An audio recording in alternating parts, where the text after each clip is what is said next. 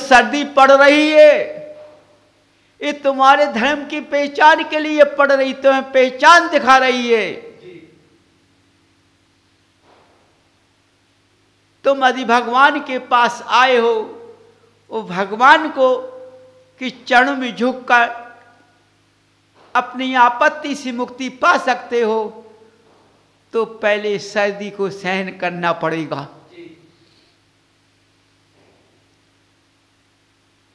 यदि तुमने सर्दी को सहन नहीं कर पाया तो तुम अभी भगवान का स्थान मिलना मुश्किल है। देखो, इस नगर में खाने पीने का काम नहीं है, ये तो जिनालय केवल आपत्ति के लिए बना है। वो जो इस जिनालय में आपत्ति को सहन कर लेगा, वह धर्म को पाकर चला जाएगा।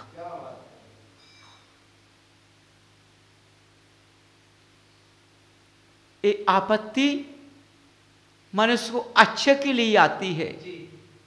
ये सर्दी मनुष्य को अच्छे के लिए आई है। कपड़े से सर्दी नहीं भगती है। कितने भी कपड़े पहनते जाओ, लेकिन शरीर का कपना नहीं जाता है। समझिए, जब शरीर का कपना नहीं जाता है तो किससे जाएगा? आत्मबल से। जब हम शरीर के कपने की तरह नहीं देखेंगे ये कप रहा है, इसकी तरफ नहीं देखेंगे, हम ये देखेंगे कि हमें भगवान के पास जाना है, भगवान के जिनालय में जाकर अपनी भक्ति करना है, अपने आपत्ति को दूर करना है, तो तुम्हें सर्दी का पास नहीं आ पाएगी। पहले मनुष्य तपस्या करते थे, तालाब के किनारे, नदी के किनारे, घोर सर्दी में बैठते थे, चट्टानों पर गर्मियों में बैठते थे। चट्टान कितनी गर्म होती है, उस चट्टानों पर स्थिर हो जाते थे तो उस चट्टान ने उस शरीर को नहीं जला पाया। उस सर्दी ने नदी के किनारे बैठने वाले, तालाब के किनारे बैठने वाले को सर्दी नहीं लग गई। बंधु, क्योंकि मनुष्यों ने, उन मनुष्यों ने अपने पास किसको बुलाया है, किसको रखा है? उन्होंने ना सर्दी देखी है, ना तालाब का किनारा देखा है, ना नदी का किनारा देखा है तो भगवान के अपने नेत्रों में बसाकर उनकी छवि में डूब गया। जब उनकी छवि में डूब जाता है तो इस पुद्गल को कोई पता नहीं पड़ता है।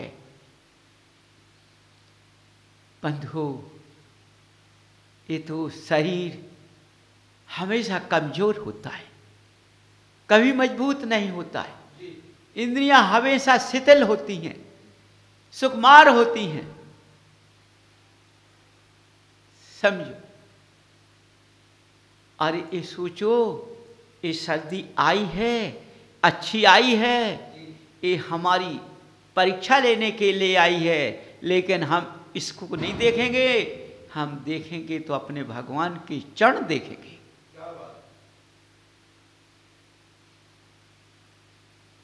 भगवान के चरण हम देख लेंगे और भगवान के चरणों में अपना मस्तक झुका देंगे तो ये सर्दी मेरे पास नहीं आ पाएगी। लेकिन आज वर्तमान में ऐसा जीव नहीं है, कोई विद्वान भी ऐसा नहीं है कि इतनी हिम्मत लगा सके। समझो, लेकिन टोड़ी वाले बाबा तुम्हें सिखलाते हैं, प्यारे बंधुओं, ये सिखलाते हैं कि देखो, इनको कभी ना छोड़ो। कितनी भी सर्दी, कितनी भी बरसात पड़ जाए, कितनी गर्मी पड़ जाए, लेकिन इनको नहीं छोड़ो। सब छोड़ दो, लेकिन इनको मत छोड़ देना। समझो, देखो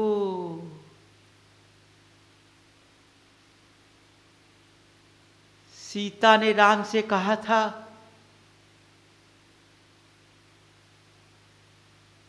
हे प्राणपति, किसी के कहने से सीता का तो त्याग कर दिया, लेकिन धर्म का त्याग नहीं कर देना।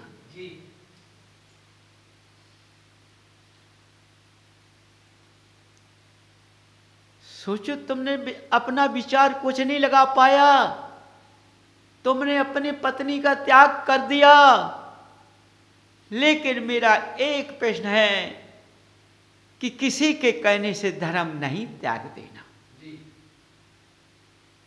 बंधु, अब कौन क्या कहेगा? समझो, अपने बुद्धि से लगाइए, अपना विवेक लगाइए कि इस सर्दी से हम धर्म त्याग देंगे। हम किसके लिए यहां आए हैं? आपत्ति को दूर करने के लिए, लेकिन मेरी आपत्ति के बीच में सर्दी आ चुकी है।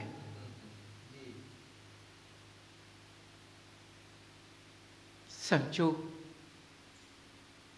मैं उसको नहीं त्याग पाऊंगा तो मेरी आपत्ति कैसे दूर होगी?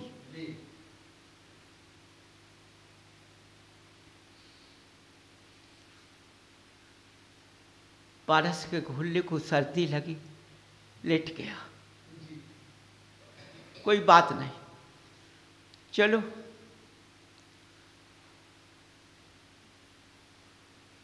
दूसरा दिन देख लिया, अपने आप उठा और इस सर्दी से तो सब चला जाएगा। अपने आप उसने बुद्धि को दौड़ाया, इस सर्दी से हम कहाँ लेट गए। उठकर तुरंत उठा, चला आया, फिर उसको सर्दी नहीं लगी। देखो, जहां अंश भगवान का आ जाएगा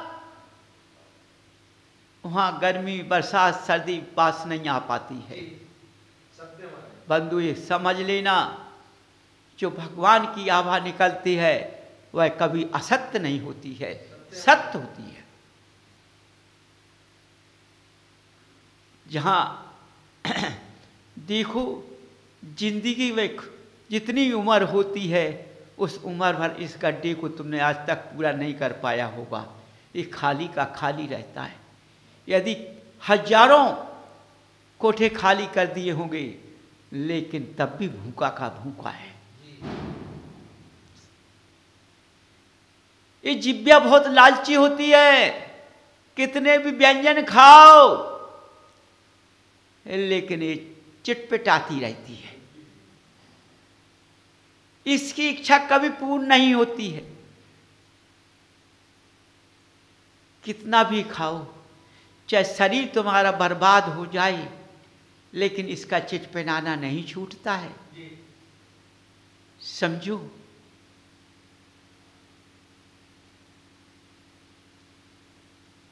चिटपिटाना नहीं छूटता है।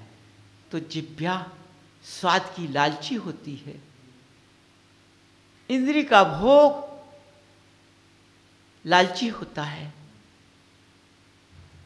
यदि भोग में लग गए तो जिह्वा साथ हो जाएगी। ये गड्ढा कभी नहीं भरेगा। ये गड्ढे बीमारी पैदा तो कर देगा, लेकिन स्वच्छ नहीं करेगा। इसलिए बंधु, ऐसा भोजन करो ना, समय विधि के अनुसार ऐसा भोजन करो ना, स्वच्छ भोजन करो, पवित्र भोजन करो, जिससे हमारे पुद्गल में कोई कमी ना होने पाए। समझिए। देखो, शरीर तो हमेशा कमजोर होता है, ये कभी मजबूत नहीं होता है।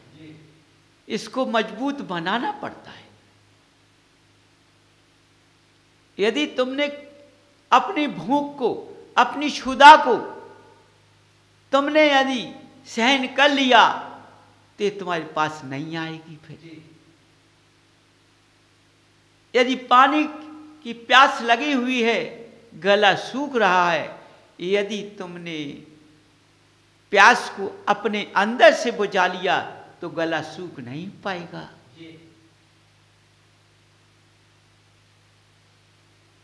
समझो बंधुओं, सारी कलाएं तुम्हारे पास में हैं, लेकिन तुम भूल जाते हो, अपना विवेक भूल जाते हो, अपना स्थान भूल जाते हो। रात भर कहाँ तक सोओगे? इस शरीर को कहाँ तक सुलाओगे?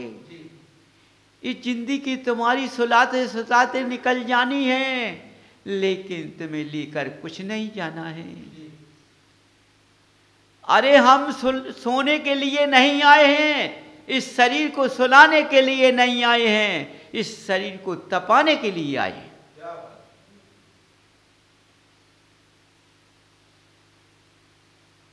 बंधु,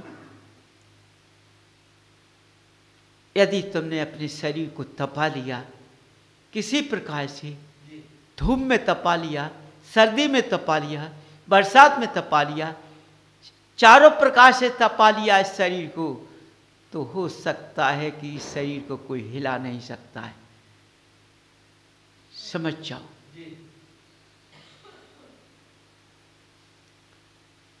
यदि भी दुश्मनी भी तुम्हें आ जाएगा तो वो भी तुम्हारा नहीं बिगाड़ पाएगा। लेकिन अपने नेत्रों की छवि में बसाना किसको है? देवादिदेव अरहंत देव को। समझो, यदि तुमने इनको अपने में बसा लिया तो ये पुद्गल को कोई छूने वाला पैदा नहीं होगा, दूर से भाग जाएंगे डर डर के। समझो, कभी भी अपने शरीर पे मोह नहीं करना चाहिए। जिन लोगों ने अपने शरीर पे मोह किया है वही परेशान होता है, और जिसने शरीर से मोह छोड़ दिया उस शरीर स्वच्छ हो जाएगा। समझिए, हर बात के परमाणुओं को समझो। जो परमाणु शब्द यहाँ से निकलते हैं उनको समझो, वो अपने अंदर उतार करो उनका। ऐसे शब्द निकल रहे हैं तुम लोगों के लिए कि मैं क्या कह सकता हूँ। तुम्हारा कितना सौभाग्य है कि तुम शास्त्रों को पढ़ते पढ़ते जीवन निकाल दोगे, समझ में नहीं आएगा, लेकिन ऐसे शब्द आभा में निकल रहे हुए हैं, इतने सरल भाषा में निकल रहे हुए हैं, ये जो मनुष्य पाकर के अपने अंदर तुरंत उतार लेगा और उस रास्ते पे चल जाएगा तो उसी को मिल जाएगा। समझो, देखो, धन सब बटा लेंगे, धन सब बटा लेंगे, मकान बटा लेंगे, जमीन बटा लेंगे, बर्तन बटर जाएगा, एक एक हिस्सा बटर जाएगा, लेकिन धर्म नहीं बटर पाएगा। धर्म को कोई नहीं बांट पाएगा कि तुमने इतना तप कर लिया वो हमको दे दो, वो कोई नहीं ले पाएगा। समझो, देखो ये जमीन है, समझो ये जमीन है, ये किसी की नहीं होती है। तुमने देखा होगा कब से शासन चलता आ रहा है, कितने कितने बड़े महल बने हुए हैं, वो आज महल दिखाई दे रहे हैं। जहां जहां का नाम लिया गया है उन ग्रामों में क्या वो मकान आज तक हैं? देखो, बस्ता वही है, लेकिन लीला बदल गई है। समझिए, न तुमको वह मकान मिलेगा देखने के लिए, न वो समय मिलेगा देखने के लिए। आज का दिन चला गया तो कल देखने को नहीं मिलेगा। कल लग जाएगा, लेकिन मिलेगा आके देखने को नहीं मिलेगा। कहावत रह जाएगी, लेकिन देखने को नहीं मिलेगा। समझो। देखो बंधुओं, ये मित्रता कब तक चलती है? जब जब जीव पुद्गल का नाता चलता है, जब तक ये मित्रता चलती है। जब समय होता जीव पुद्गल को छोड़ देता है, जीव पुद्गल का नहीं होता तो पुद्गल पड़ा रहता, जीव चला जाता है, फिर ये जीव पुद्गल से नाता जोड़ने नहीं आता है। समझो। देखो, ये इसी जीव को तुम कितना प्यार करते हो, कितना मोह करते हो, कितनी सेवा करते हो, लेकिन जब जीव निकल जाएगा तो इस पुद्गल को तुम रखते नहीं हो। क्या करते हो? घर से जल्दी निकालो इसको। फिर इस चिता को नहीं रखते हो, चिता बनकर तैयार हो गई है, इसको नहीं रखते हो तुम। फिर क्यों नहीं रखते हो? मोह करो ना, अब मोह कर लो ना। किससे मोह था? जीव का मोह जीव से था, इसलिए पुद्गल से था। जीव के द्वारा पुद्गल से मोह था और जीव का पुद्गल से मोह था, इसलिए समान होता था। इसलिए गृहस्थ क्रिया के रिश्ते चलते हैं। बिना व्यवहार का धर्म नहीं होता है। यदि माँ पिता नहीं होगी तो संतान कहाँ से होगी? समझो। ये सारे कहानियां पूर्व से चली आ रही हैं। समझो। पूर्व कभी खत्म नहीं होता है। अगला देखने को तो मिलता जाएगा, लेकिन पूर्व नहीं मिलेगा देखने को।